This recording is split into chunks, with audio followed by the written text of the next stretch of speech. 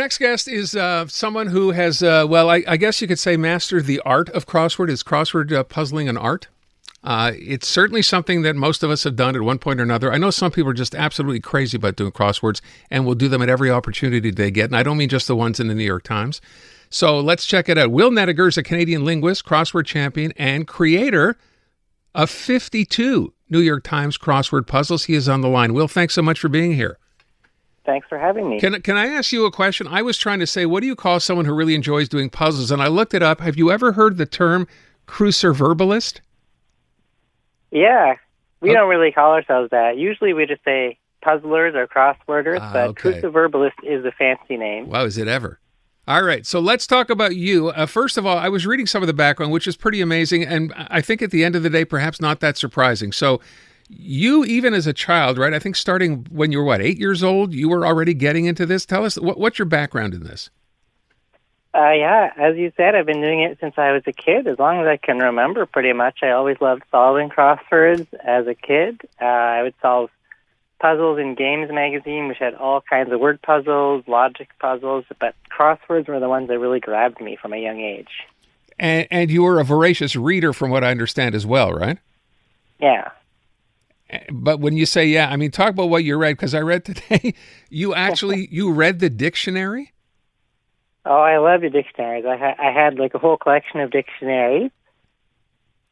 Nowadays, I hardly crack them open because everything's online, but back in the day, I loved just like learning new words from the dictionary, just discovering things, just leafing through. And again, referencing the story that I read, beyond just dictionaries, did you actually read a medical dictionary? I can't believe that. Yes, I did. Where did this come from? I mean, I did read one thing and I thought it was interesting, which suggested that when you had summers like off and whatever, you were up at a cottage, you had no TV and no internet. And I'm guessing obviously that's something that worked in your favor because it left you nothing else to do but read? Lots of reading and lots of puzzles. So that helped for sure. Okay. And when you were doing this, were you doing this with family? Like families sit around playing Scrabble together, whatever. Was that something you did as well? Oh, yeah. I played Scrabble a lot when I was a kid. There came a time when my family wouldn't play with me anymore, though. Because you were too good? Yeah. Wow. Okay. And when you say that, what did they say to you? Will, this is no fun for us? Not in so many words, but basically. And now do you have brothers and sisters? Yeah, I've got one of each. And are they at all inclined the same way or not at all?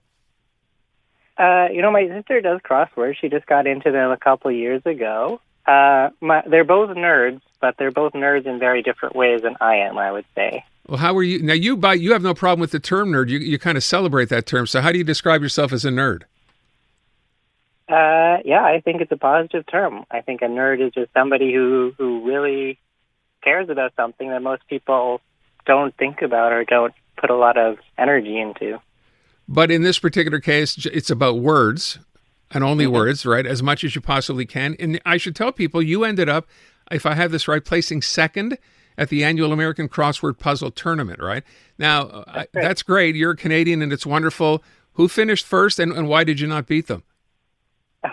Paolo Pasco is the name of the person who finished first.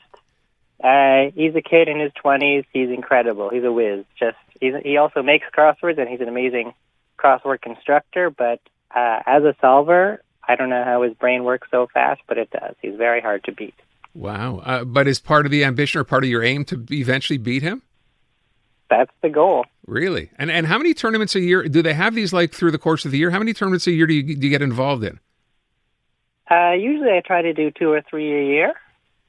And what are you finding? I mean, when you're there in these competitions, I managed or mentioned rather an American one. There are international competitions as well?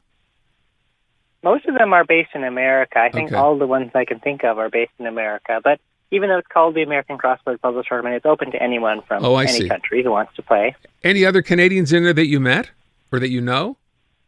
Yeah, there was a good contingent of Canadians there. At least I would say a dozen of us. Wow, okay. And for all those people listening who may be, crossword enthusiasts, do you have any tips you can offer as to how to get better at this? The main way to get better is just to solve a lot of crosswords. I mean, it sounds obvious, but it's really the best way to do it. I solve at least 10 or 15 a day. And the other thing is to really work the crossings. That's the term we use. So when you get an entry that you're sure of, go and, if it's an across entry, go to the down entries that cross it, because you've already got a letter in those that you can be confident in, and that helps a lot.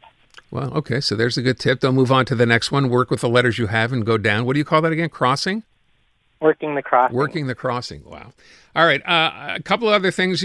Beyond solving crosswords, I thought you just said you do 10 to 15 a day. Is that right? About that. Where are you finding these? I mean, for someone who has the time and has the inclination, where do you get these things? Where do you find them? There's so many. I use a site called Daily Crossword Links. It basically collates all of the high-quality crosswords that are published every day, sends out an email. But I get them from a lot of the major newspapers, like aside from the New York Times, the LA Times, Wall Street Journal, have puzzles and a lot of online news sites. And then there's also blogs by independent constructors who just, they're not affiliated with newspapers or anything. They just put up their own stuff.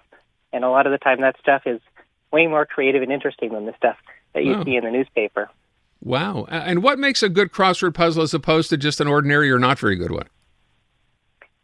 I would say that it feels like every word that's in there is put in deliberately, something that the constructor has really thought about and was really excited about putting in there, as opposed to something that they just put in there because that's the only way they could make it work in whatever corner of the grid they are working on. Okay. And you obviously, beyond just doing them and being really good at that, as I said off the top, you've submitted to the New York Times. Do you remember the first time you did this, and what reaction did you get? It was a long time ago now, so I don't remember the details very well. My first puzzle in the Times was, I think, in 2005 or 2006. Wow. And I don't remember how many I submitted before I got an acceptance, but I was incredibly excited when I got my first acceptance. And how did you get accepted? Over the phone? How did they notify you? I think it was by email. Even back then, you had to snail mail your submissions back in, but I think they responded by email. Do you remember how long you did it till you had one accepted? I mean, it was definitely at least a few years just practicing the craft and trying to figure out how to do it. Just graph paper, pencil, and eraser. With any constructor, the first, dozen or even 50 puzzles or whatever that you make are going to be kind of terrible. So you have to work on the craft a lot before you can make one that you would even think of getting into the Times or somewhere like that. And how often do you have stuff published now? Now it's my full-time job, so I'm getting stuff published all the time. Maybe 20 puzzles a month in various venues. Wow. I don't know. It's an amazing thing to be able to do. I mean, I'm kind of one of those people who get a crossword done. You feel good when you're halfway through, and then you get stuck and you're like, I can't do this anymore, and you give up. You never give up. You just keep going at it, obviously. Yeah, I mean, I definitely encounter crosswords that give me a real challenge, but it's rare for me now to encounter something that I just can't solve. Okay. Will, I will ask you one last thing because I'm out of time. You ready? Do you do Wordle? Do you play Wordle? I actually don't play Wordle. I used to. I play some other similar, daily type word games. But I don't play Wordle anymore. Why? Is it too easy for you? I feel like I just got bored of it. Okay. Listen, there's other ones that give me more of a challenge. Okay. You want to share one for people who are maybe getting bored with Wordle? The one you particularly like? There's a pretty new one called Sequences. It's spelled Sqnces, and it's very similar to Wordle. It just adds a couple of wrinkles to make it a bit more challenging. Sequences. SQN, missing all the vowels. SQNCS? SQNCES. Oh, CES. So missing most of the vowels. Okay. Yeah. Thanks for the tip. Will, thank you so much. It's great to meet you, and congratulations again. Thank you. Thanks for having me. Yeah, you're welcome. Will Nediger, Canadian linguist, crossword champion, and creator of 52 New York Times crossword puzzles. Quite the feat.